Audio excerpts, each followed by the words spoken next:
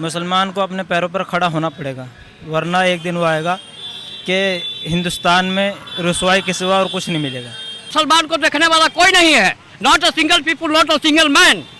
मुसलमान को देखिए ना क्या स्थिति है, क्या हालात है, बद से बदतर है। गरीब को मिलता कहाँ है, कोई नहीं देता है। 900 सिलेंडर हो गया, मोदी तो पूरा देश के बेच के खा रहा है। रोजगार दे दिया इनको। जो गांधी जी ने हिंदुस्तान को बनाया था, अब मोदी जी तो उसको बर्बाद कर रहे हैं, उसको तो बेच के खा रहे हैं, बेच के खा रहे हैं। महंगाई इतनी तेजी से बढ़ गई है कि कहाँ नहीं जा सकता है। बेरोजगारी बढ़ गई है, एजुकेशन खत्म हो गया है। क्या है यहाँ अब बिहार में बचा क्या है? बिजनेस तो खा गए, बिजनेस है कहाँ अब हिंदुस्तान के अंदर में? नोटबंदी, जीएसटी सारा बर्बाद करके रख दिया। अभी ओवैसी साहब अभी राजद में हैं, राजद में चले जाएंगे, राजद के साथ बोलने लगेंगे। आपकी पार्टी कौन सी है ये बताइए। हमारी पार्टी क्या, हमारी पार्टी तो मुसलमान का पार्टी तो सिर्फ कुरान और इस्लाम, इससे पार्टी बढ़ करके कोई है ही नहीं है। वक्त शाम का है और पटना में झमाझम बारिश हो रही है। पीछे बैकग्राउंड में आप देख सकते हैं एक मस्जिद है जो फुलवारी शरीफ की है, और यहाँ पे कुछ लोग हैं, इनसे हम बात करेंगे। कल पटना में आए हुए थे हैदराबाद वाले असदुद्दीन ओवैसी, जो AIMIM के सुप्रीमो है। उनका कहना है कि जितने भी बिहार के मुस्लिम समुदाय के लोग हैं वो अब मतलब कि ना सपा के गुलाम है और ना ही राजद के गुलाम है। तो इस पे हमारे साथ एक चाचा है। बताइए चाचा, क्या कहना चाहेंगे? क्या मुसलमान समाज आज सपा और राजद का गुलाम है कि उनको वोट देते रहेगा? जी नहीं, गुलाम किसी का नहीं है, अपना चॉइस है, जिसको चाहे वोट दे सकते हैं। ये मजहब से कोई मतलब नहीं है इसका। तो फिर कैसे कह दिए ये बात? अब वो नेता वो कहते हैं, उससे हमको क्या मतलब है? हम वोटर हम है ना, हमको डिसाइड करना है हम क्या करेंगे, हम क्या चाहते हैं, हम किसको वोट देंगे वो हम डिसाइड करेंगे ना। नेता तो बहुत कुछ बोलता है। आप बताइए क्या कह रहे हैं चाचा? बिल्कुल वही जो बात ये इन्होंने बोला है वही सही बात है। वो जब वही बोल देंगे तो वही सब कुछ होगा। बिल्कुल नहीं, कौन सही नेता है, कौन काम लायक है, विकास के करेगा नहीं करेगा, सब समझ बूझ कर ना हम लोग मतलब वोट देंगे। मतलब उनका कहना है कि शुरू से ही ये लोग खाली राजद को और सपा को वोट दिए हैं, अब उस तरह से नहीं देंगे। ऐसी बात नहीं है कि उसी राजद को हम लोग देते आ रहे हैं, चाहे बीजेपी को देते रहे हैं। जिसकी मर्जी, जिसका अच्छा देखें कैंडिडेट करते हैं। कैंडिडेट जो अच्छा होता है किसी पार्टी का हो उसको हम लोग वोट करते हैं। आने वाले समय में उत्तर प्रदेश में चुनाव है, उस 100 सीटों पे लड़ने के लिए तैयार है, इस पे क्या कहेंगे? तो इस भाई पार्टी है, कोई भी लड़ने का हक है, हर जगह लड़ सकता है आदमी, उसके लिए हम कुछ नहीं बोल सकते। और वहाँ का जनता, वहाँ का आवाम उसको जो चाहेगा वो सब यहाँ जब डिसाइड करना उनको आएगा तो हम यहाँ समझेंगे। वहाँ की तो बात वहाँ की बात ये यहाँ पे एक नवयुवक है, इनसे बात करते हैं। थोड़ा इधर आ जाइए, क्योंकि एक बात बताइए, असदुद्दीन ओवैसी साहब कल पटना आए हुए थे और उनका कहना है कि जितने भी मुसलमान समुदाय के लोग हैं वे केवल राजद और सपा को वोट दिए हैं, अब वो गुलाम नहीं है। तो इस पे क्या कहेंगे आप? इस वक्त उन्हें पूरी हिंदुस्तान के उलमा की हिमायत हासिल है, अक्सर उलमा की उन्हें हिमायत हासिल है, और ये बात उनकी सच है कि हम अब तक ग़ुलामी करते आए हैं। और रहा ये बात कि वो 100 सीटों पर लड़े उत्तर प्रदेश में या 200 पर लड़े, मुसलमान को अपने पैरों पर खड़ा होना पड़ेगा, वरना एक दिन वो आएगा कि हिंदुस्तान में रुसवाई के सिवा और कुछ नहीं मिलेगा। बस किस आधार पे इस बात को कह रहे हैं आप? देखिए, रहा ये बात कि वो जीते या ना जीते, ये तो कम हिम्मती की बात है। जितने भी इस वक्त हिंदुस्तान में मुख्यमंत्री या PM है, ये हमारे से ज़्यादा नहीं है। एक बात और है कि उनका कहना ये है कि अब उनको मतलब कि भाजपा वाले हमेशा से कहते रहे हैं कि ये भाजपा के B टीम है, इस पे क्या कहेंगे? ये B टीम, वोट काटने वाले हैं, दूसरे पार्टी को जिता रहे हैं, इस पे क्या कहेंगे? B टीम तो इस वक्त भी मुसलमान अब भी कह रहे हैं। क्यों, आखिर कारण क्या है? देखिए, वो बुज़दिली का शिकार हैं। यहाँ पे कुछ नवयुवक हैं, इनसे बात करेंगे।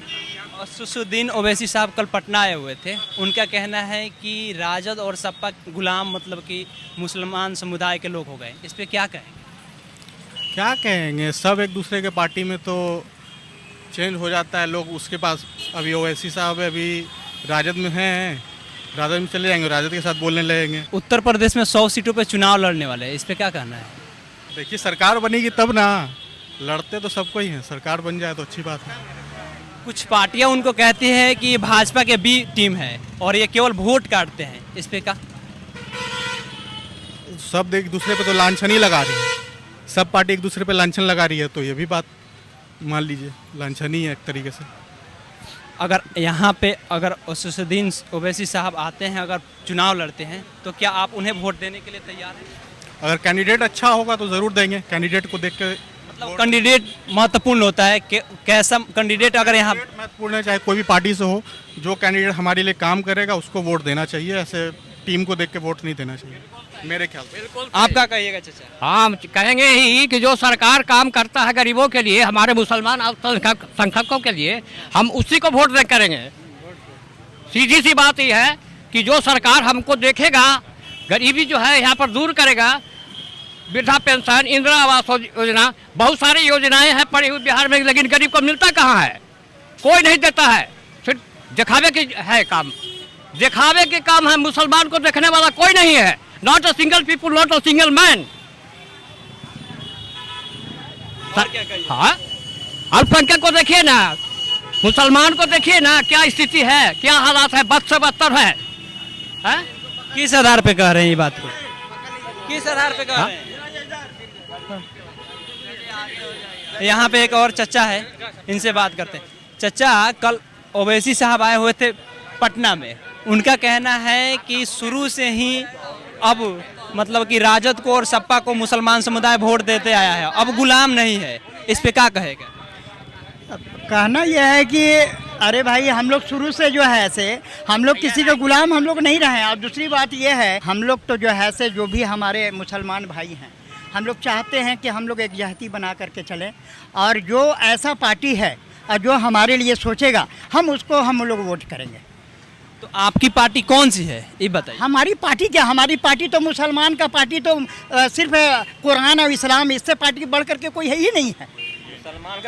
मुसलमान का कोई पार्टी नहीं है। हमारा पार्टी जो है से हमारा इस्लाम है, हमारा जो कुरान कहता है, इस्लाम कहता है, उसके मुताबिक ज़िंदगी हम लोग गुजारते हैं, उसके मुताबिक चलते हैं। जो हमारे फॉलो करेगा पार्टी, उसको हम लोग वोट करेंगे। ऐसा कहना है। ओवैसी साहब उत्तर प्रदेश में जा रहे हैं चुनाव लड़ने के लिए 100 सीटों पर। उनका तो काम ही लगा हुआ है, वो तो इधर उधर अपना जा रहे, राजनीति बना रहे हैं, समझ गए ना। वो तो जा ही सकते हैं, वो तो कहीं भी जा सकते हैं, उनके लिए पूरा रास्ता खुला हुआ है, कहीं भी जाकर के लड़ सकते हैं। जमहूरियत में हर जगह जा सकते हैं, वो वोट मांग सकते हैं, उनका अधिकार है, हक है, हक है, मांग सकते हैं। लेकिन जो है से हम लोग डिसीजन लेंगे कि किसको देना है, जो हमारे लिए काम करेंगे, जो हमारे बहुत सारे बेरोजगार हैं, जो हमारे बहुत सारे मसाइल हैं मुसलमानों का। नहीं समझ? मोदी जी तो बहुत रोजगार दे रहे हैं आज के समय में। कौन कुछ नहीं रोजगार दे रहे, रोजगार तो खा गए। रोजगार कान उगा रहे हैं चाचा। 900 सिलेंडर हो गया, मोदी तो पूरा देश के बेच के खा रहा है, रोजगार दे दिया इनको, वो बेच के खा रहे हैं। देश को बेच दिया रेलवे था हिंदुस्तान को, जो गांधी जी ने हिंदुस्तान को बनाया था, अब मोदी जी तो उसको बर्बाद कर रहे हैं, उसको तो बेच के खा रहे हैं मोदी जी। हाँ, जो छोड़ के गया था जो कांग्रेस ने बनाया 70 साल में, और वो जो 70 साल में मोदी जी 5 साल 10 साल के अंदर में उनको बेच के खाने का काम किया। लीज पन्नू दे रहे हैं, लीज पे कौन सी दे रहे हैं? कुछ नहीं दे रहे हैं, बेच के खा रहे हैं। महंगाई इतनी तेजी से बढ़ गई है कि कहाँ नहीं जा सकता है। बेरोजगारी बढ़ गई है, एजुकेशन खत्म हो गया है। क्या है यहाँ बिहार में बचा क्या है? पूरे हिंदुस्तान में हाहाकार मचा हुआ है, परेशान है। बिजनेस तो खा गए, बिजनेस है कहाँ अब हिंदुस्तान के अंदर में? नोटबंदी, जीएसटी सारा बर्बाद करके रख दिया। जैसे कि आप देख सकते हैं यहाँ पे सारे लोग जितने हैं, ये लोग काफी भड़के हुए हैं। इनका कहना है कि लोकतंत्र है, कोई कहीं पे वोट के लिए लड़ सकता है, कहीं पे भी अपनी राजनीति रोटियां सेक सकता है।